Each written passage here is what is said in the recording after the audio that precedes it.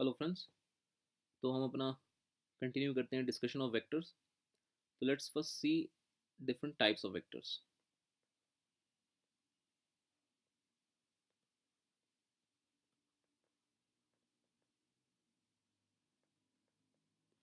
Okay, तो पहला है like vectors.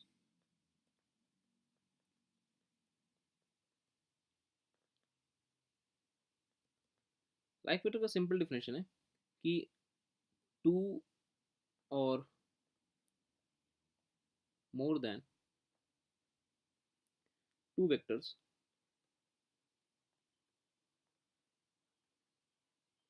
Having same sense of direction.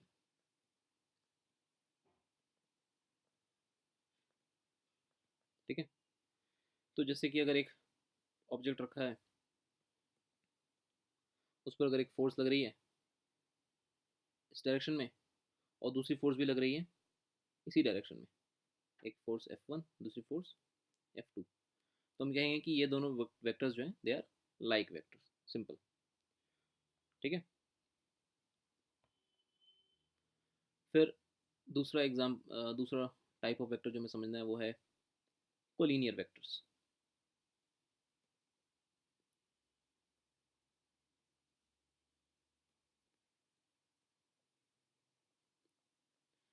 Collinear vector का सिंपल डिफिनेशन ये है, जैसा मतलब सिंपल नाम से क्लियर दिख रहा है कि वैसे वेक्टर्स जिनका लाइन ऑफ एक्शन सेम होगा या जो कि किसी एक पर्टिकुलर लाइन के डायरेक्शन में होंगे, they are called collinear vector. ठीक है,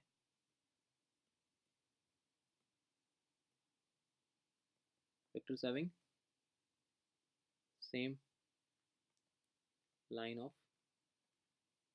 एक्शन।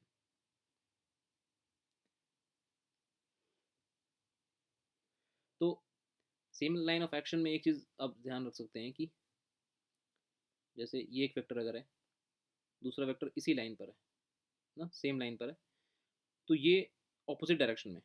वैसे ही अगर एक वेक्टर है, दूसरा वेक्टर भी इसी लाइन में, ये दोनों सेम डायरेक्शन में, तो ये दोनों वेक्टर कोलिनियर वेक्टर कहलाएंगे। ओके, तो कोलिनियर वेक्टर में दोनों डायरेक्शन हो सकता है, डायरेक्शन सेम भी हो सकता है और डायरेक्शन ऑपोजिट भी हो सकता है। ओके, तो हम नेक्स्ट कैटेगरी देखते हैं। नेक्स्ट टाइप जो है दैट इज कोप्लेनर वेक्टर।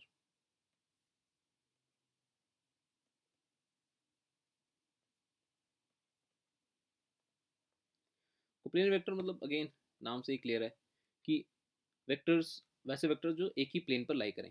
ठीक है, vectors lie in the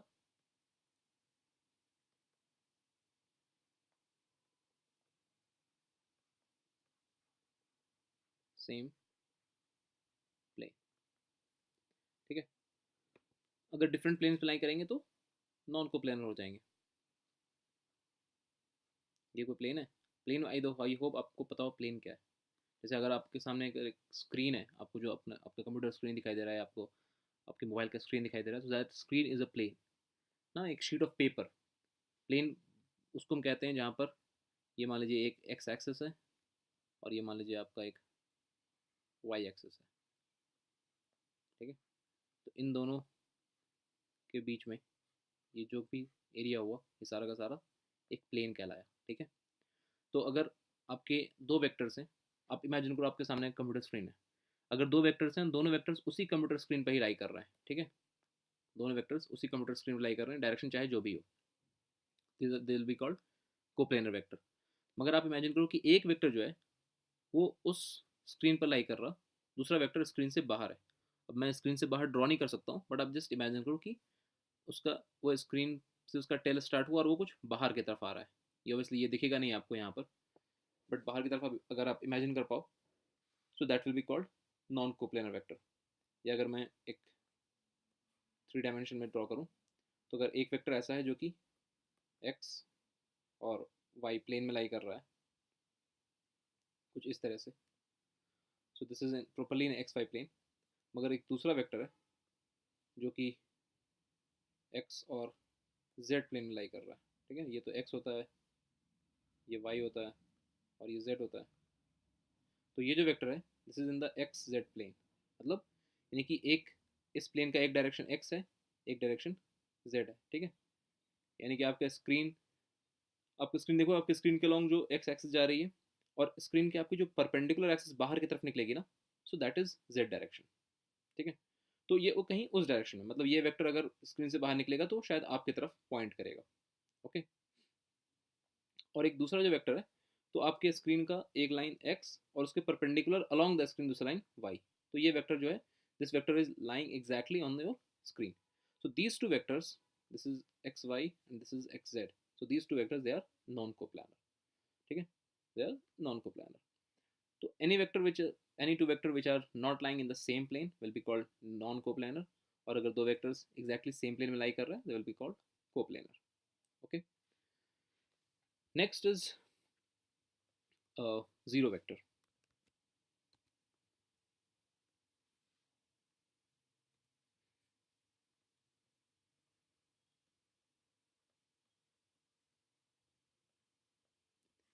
So zero vector simple नाम से क्लियर दिख रहा है कि vectors having zero magnitude।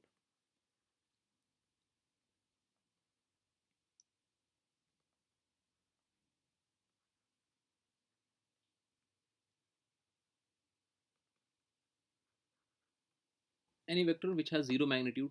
अब zero magnitude का वेक्टर क्या हुआ? फॉर एग्जाम्पल अगर एक कार है जो कि रुकी हुई है, particle which is at rest, तो इसकी जो वेलोसिटी होगी वो क्या होगी? That will be called zero vector. या अगर एक दूसरी ऑब्जेक्ट है जो कि कांस्टेंट वेलोसिटी से मूव कर रही है, तो अगर कांस्टेंट वेलोसिटी से मूव कर रही है तो इसका एक्सेलरेशन क्या होगा? जीरो। तो एक्सेलरेशन भी एक वेक्टर क्वांटिटी है, तो acceleration will be zero vector. तो इसको हम रिप्रेजेंट कैसे करते हैं? जीरो वेक्टर के साथ प्रॉब्लम ये है कि जहाँ पर इनिशियल पॉइंट है इस वेक्टर का, वहीं पर फाइनल पॉइंट है। जैसे नॉर्मली कोई वेक्टर क्या होता है, जहाँ पे इनिशियल पॉइंट फाइनल पॉइंट कुछ ऐसा, टेल हेड मैंने आपको प्रीवियस लेक्चर में एक्सप्लेन किया हुआ है, तो जो भी ये लेंथ होता है वही मैग्नीट्यूड हो जाता है। लेकिन यहाँ पर क्या है कि जहाँ पर इनिशियल पॉइंट, अगर ये ओ इनिशियल पॉइंट है तो ओ ही इसका फाइनल पॉइंट है, तो वेक्टर हो गया ओ ओ ओ टू, यानी कि जस्ट एक पॉइंट। इसलिए इसका कोई मैग्नीट्यूड नहीं होता, इसलिए इसका मैग्नीट्यूड क्या होता है? Simply zero. और direction we can't define, so direction is indeterminate, मतलब we can't find out direction.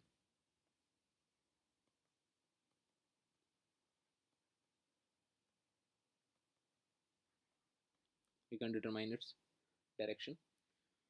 तो कोई भी वेक्टर समझिए जो जीरो है दैट्स जीरो वेक्टर, ठीक है। अब नेक्स्ट हम देखते हैं जो कि एक्चुअली सबसे ज़्यादा इस्तेमाल होगा, that is your unit vector. So this is something which we actually gonna use a lot in our entire vector calculation. So what is a unit vector? First of all, its name now, its magnitude is 1, okay, so it has unit magnitude.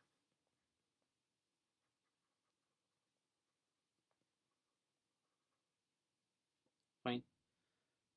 Now like it can be in any direction, right? Like direction के बारे में कुछ नहीं कहा जा रहा, बस ये कहा जा रहा है कि it's magnitude is unit.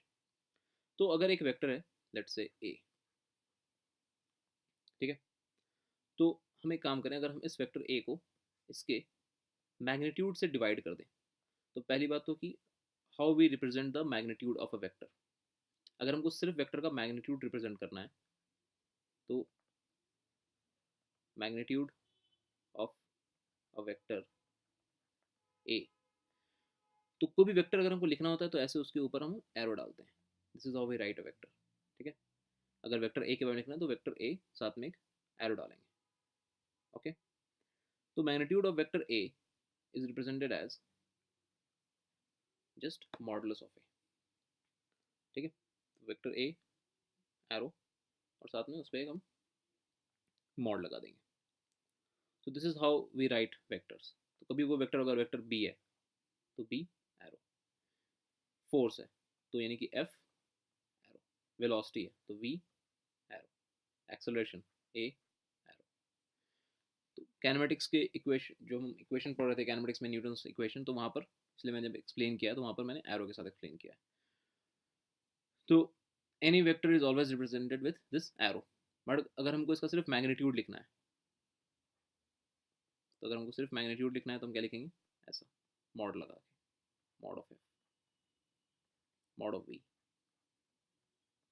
Mod of A. Fine. तो क्या हो जाएगा ये, कि अगर एक वेक्टर ए है, अगर उसको हम डिवाइड कर दें उसके मैग्नीट्यूड से, ठीक है, तो वेक्टर ए को हम डिवाइड करें उसके मैग्नीट्यूड से, यानी कि जो भी इसका वैल्यू है, लेट्स से 5, तो 5/5, तो मैग्नीट्यूड तो कैंसिल हो गया, तो बचा क्या, ऑब्वियसली 1। 10/10 करोगे क्या होगा, 1 होगा। 100/100 करोगे क्या होगा, 1 होगा। तो मैग्नीट्यूड से डिवाइड कर रहे हैं तो वो 1 होगा। तो फिर ये जो क्वांटिटी हुई ये बची क्या, हमें सिर्फ इसमें डायरेक्शन बचता है, तो इसको हम रिप्रेजेंट करते हैं ए कैप से। तो A cap is vector A divide by magnitude of A. तो इसका जो मैग्नीट्यूड हो जाता है वो 1 हो जाता है इस पूरे क्वांटिटी का, जो ब्रैकेट के अंदर लिखी मैंने, लेकिन डायरेक्शन तो अभी भी अलाइव है ना, डायरेक्शन कैंसिल नहीं हुआ है। तो जब भी किसी वेक्टर का हमको सिर्फ डायरेक्शन डिनोट करना है तब हम यूनिट वेक्टर का इस्तेमाल करते हैं। ओके, तो this is unit vector A. Fine, यानी कि this can, vector A can also be represented as magnitude of A into unit vector A. Fine. जैसे कि अगर हम, अगर कोई ना वेलोसिटी है, तो वेलोसिटी वेक्टर वी है, तो वेलोसिटी वेक्टर वी है, उसका मैग्नीट्यूड क्या होगा, उसका मैग्नीट्यूड हो गया लेट से दिस, राइट, इनटू डायरेक्शन। अगर हमको वेक्टर वी को रिप्रेजेंट करना है तो उसका मैग्नीट्यूड लिया हमने, तो सिर्फ मैग्नीट्यूड यहाँ से मिल रहा है, तो इसको मल्टीप्लाई करेंगे उसके डायरेक्शन से, तो डायरेक्शन क्या हो जाएगा, वी कैप। ठीक है, अगर अगर हमको वेलोसिटी मान लीजिए पहले से पता है कि वेलोसिटी इज 20 मीटर पर सेकेंड, तो हम लिखेंगे वी इज, तो ये मैग्नीट्यूड ऑफ वी क्या है, दैट्स 20, सिंपली ये नंबर, ये मॉडल्स के अंदर क्या है, ये जो इतना दिख रहा है ये क्या है, ये सिंपली ये नंबर है। तो we will write as 20 into V cap. तो जो भी वी कैप का डायरेक्शन होगा वही हो जाएगा नेट वेलोसिटी। तो इसमें आपको मैग्नीट्यूड भी हो गया और डायरेक्शन रिप्रेजेंट हो गया। तो एक्चुअली जो यूनिट वेक्टर हम इसलिए पढ़ रहे हैं क्योंकि यूनिट वेक्टर को हमें बहुत यूज़ करना है टू रिप्रेजेंट डायरेक्शन बेसिकली, क्योंकि यूनिट वेक्टर का मैग्नीट्यूड 1 होता है तो वो डायरेक्शन रिप्रेजेंट करने में हमें हेल्प मिलती है। ओके, ये यूनिट वेक्टर के टॉपिक पर हम फिर से आएंगे, पहले हम एक दो चीज़ें और समझ लें। Fine, so next is negative of a vector.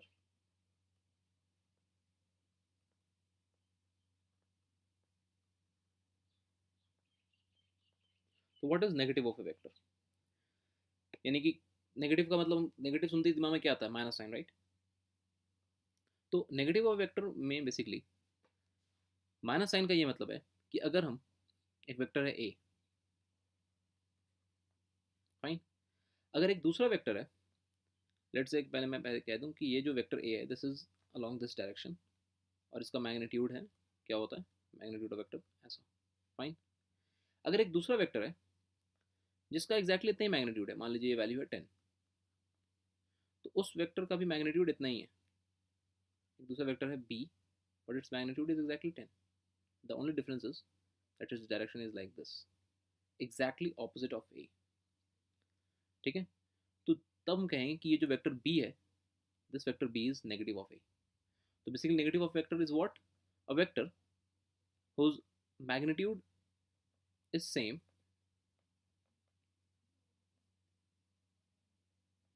right, आपको दिख रहा है सेम मैग्नीट्यूड है, same as of vector A.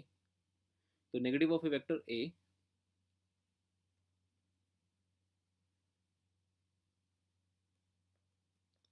is magnet if magnitude is same as of a, but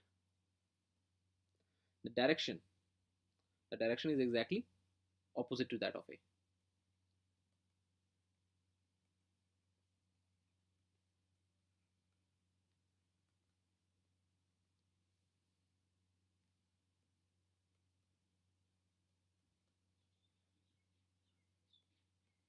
ठीक है, तो नेगेटिव ऑफ वेक्टर ए कौन सा वेक्टर होगा, vector whose magnitude is same, मैं लिख देता हूँ ऐसे, vector whose magnitude is same as of A but direction is opposite to that of A.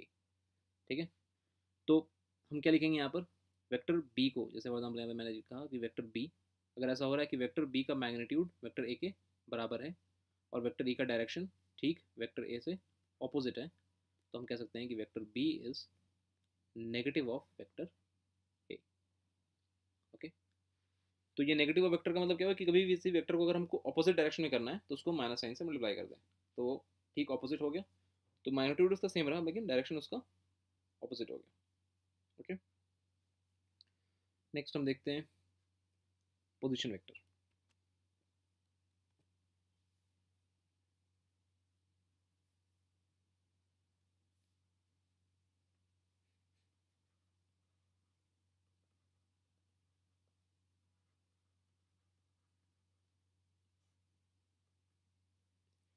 तो व्हाट्स अ पोजीशन वेक्टर?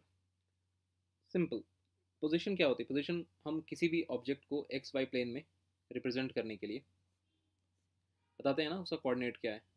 तो जैसे हम कहते थे कि एक लेट से कोई ऑब्जेक्ट है जो कि 2,3 पे, यानी कि एक्स क्या हो गया 2 हो गया, वाई हो गया 3। तो position vector is doing the same thing, it represents the position of an object in a plane or in the three dimension era with respect to the fixed point। तो ये with respect to a fix point, ये हमारे important है। तो हमारा fix point क्या होता है by convention, that we take as origin, right? Origin is our fix point in general, अगर कुछ नहीं कहा है तो यानी कि विद रिस्पेक्ट टू ऑरिजिन है वो। तो ये ऑरिजिन क्या है बेसिकली, मतलब यहीं से तो कोऑर्डिनेट सिस्टम हमारा स्टार्ट होता है। अभी फिलहाल अगर हम एक प्लेन की बात करें तो 0,0, तो जो लाइन ऑरिजिन से इस पॉइंट को कनेक्ट करती है and direction towards that point, तो यही बेसिकली कहलाता है पोजीशन वेक्टर। तो अगर ये पॉइंट ओ है और ये पॉइंट लेट से आर है, तो this vector will be represented as O R. Okay, इसका ओरिजिन पॉइंट क्या है, ओ है, एंड पॉइंट क्या है, आर है। इसका मैग्नीट्यूड क्या होगा, जो इस वेक्टर ओ आर का मैग्नीट्यूड होगा, मैग्नीट्यूड कैसे रिप्रेजेंट करते हैं, मॉड लगा करके, यानी कि जो ये लेंथ होगी इस लाइन की, that will be the magnitude. और चूंकि लेंथ भी पता है हमें और डायरेक्शन भी पता है, ये it will making some angle theta और alpha whatever with the X axis. तो इस वेक्टर को अगर हमें, इस वेक्टर का मैग्नीट्यूड और डायरेक्शन दोनों मालूम है तो हम पता कर लेंगे कि ये पार्टिकल कहाँ पर है ना, इस पार्टिकल का पोजीशन क्या है। तो नॉर्मली पोजीशन वेक्टर इट कह सकते हैं, it represents position of an object with respect to a fixed point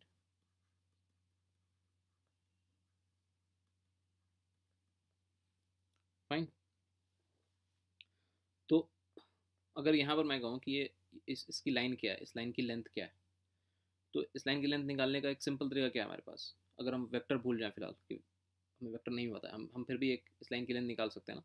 हम क्या करेंगे, हम यहाँ से एक लाइन ड्रॉ करेंगे परपेंडिकुलर, और यहाँ से एक लाइन हमको दिख रही है, तो इस लाइन की लेंथ क्या है, चूँकि ये पोजीशन 3 है, इसका मतलब कि यहाँ तक की हाइट क्या है 3 है, वाई 3 है, यानी कि लाइन की लेंथ क्या है 3, और एक्स लेंथ कितनी है इसकी, एक्स लेंथ इसकी 2 है। तो सिंपल एक आपको राइट एंगल ट्रायंगल दिखाई दे रही है, तो राइट एंगल ट्रायंगल में ये जो ओ आर है दिस इज हाइपोटेन्यूस, तो ओ आर की लेंथ क्या हो जाएगी, ओ आर की लेंथ हो जाएगी √4 प्लस 9, राइट, 2² प्लस 3²। तो इस वेक्टर का मैग्नीट्यूड क्या हो गया, वेक्टर का मैग्नीट्यूड हो गया √13, 9 + 4 13। इस मैग्नीट्यूड वेक्टर को अगर हम इस मैग्नीट्यूड के साथ अगर हम ये पता कर लें कि एंगल कितनी है ना, व्हाट इज दिस एंगल, तो let's say this angle is alpha. ठीक है, तो हमको दिखाई दे रहा है यहाँ पर एक राइट एंगल ट्रायंगल, तो हमें बेसिक ट्रिग्नोमेट्री आती है, तो tan ऑफ अल्फा क्या हो जाएगा, tan of alpha will be length of this line ना परपेंडिकुलर बाई बेस, यानी कि 3/2। तो अगर ये दो इन्फॉर्मेशन हम प्रेजेंट कर रहे हैं एक साथ, तो ये दोनों इन्फॉर्मेशन से क्या हो जा रहा है, इन दोनों इन्फॉर्मेशन से आपका पोजीशन वेक्टर जो है वो रिप्रेजेंट हो जा रहा है, क्योंकि पोजीशन वेक्टर के लिए यही चाहिए। Position vector just like any other vector it holds magnitude जो कि हमें मिल रहा है एज वेल एज डायरेक्शन। अगर मैं आपको बता दूं कि एक लाइन आपको ड्रॉ करनी है making an angle alpha with respect to X axis and tan alpha की वैल्यू 3/2 है, तो आप वो लाइन ड्रॉ कर लेंगे, है ना, tan अल्फा क्या है? Alpha is giving you angle, alpha is tan inverse 3/2, और साथ में आपको ये मैग्नीट्यूड भी बता दूं मैं, √13। तो आप बराबर इस पॉइंट पे पहुंचेंगे। फिर आप चेक करेंगे तो ये पॉइंट वापस से क्या आएगा, वापस से वही 2,3 आएगा। तो जो कोऑर्डिनेट सिस्टम में हम रिप्रेजेंट करते थे किसी पॉइंट की पोजीशन, अब हम उसको वेक्टर से भी रिप्रेजेंट कर सकते हैं। So that vector representing a position is called the position vector. हम आगे जब इसके मैथ्स में एंटर करेंगे तो I will explain you how we get this tan. मतलब मैं उम्मीद करता हूँ कि आपको बेसिक ट्रिग्नोमेट्री आती है, बस फिर भी मैं कोशिश करूँगा कि आपको एक बार बेसिक ट्रिग्नोमेट्री रिवाइज करा दूँ जितना हमको यूज़ करनी है यहाँ पर, ठीक है। Next is are equal vectors.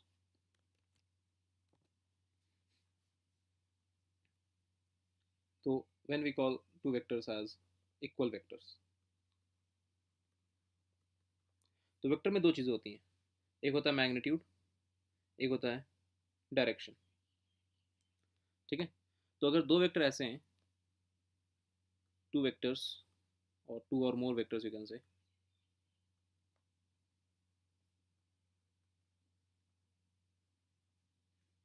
having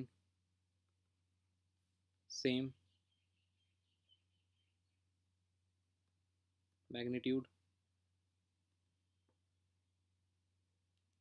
and direction,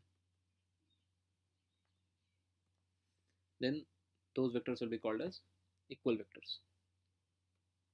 जैसे कि अगर एक हम एक्स एक्सिस ड्रॉ करें, एक्स वाई, तो इसमें ये वेक्टर, ये कोई वेक्टर है मान लीजिए, इसका एक मैग्नीट्यूड है और कुछ डायरेक्शन है। डायरेक्शन कैसे, मान लीजिए अल्फा एंगल बना रहा है ये एक्स एक्सिस के साथ, इसके ठीक पैरेलल एक वेक्टर हम ड्रॉ करें, और ये भी अगर अल्फा अल्फा एंगल बना रहा है with respect to X axis, और दोनों का मैग्नीट्यूड सेम है, ठीक है। मगर अगर ये वेक्टर ए है और ये वेक्टर बी है, तो आपको दिया हुआ है कि mod of A is same as mod of B. ये कभी कोई एरो मैं मिस कर दूंगा, जैसे एक लाइन ड्रॉ कर दूंगा, सो डोंट गेट कंफ्यूज, ठीक है। ये इट्स प्रीटी ऑब्वियस कि मैं वो वेक्टर बाई लाइन की बात कर रहा हूँ, वो जल्दी में हो सकता है कभी कभी वो एरो मिस हो जाए, तो जस्ट इग्नोर दैट पार्ट, ठीक है। तो अगर इनकी मैग्नीट्यूड सेम है और ये दोनों डायरेक्शन भी सेम है, then we can say that vector A is equal to vector B, okay. तो आई होप हमने जितने भी टाइप्स ऑफ वेक्टर्स हमारे लैंग्वेज में इस्तेमाल होंगे मैथ्स में, यहाँ पर फिजिक्स में अप्लाई करने के लिए, वो सारे हमने समझ लिए। अब हम नेक्स्ट लेक्चर में वेक्टर्स की अदर प्रॉपर्टीज़ और वेक्टर्स की कैलकुलेशन में इंटर करेंगे, okay. Thank you, good bye.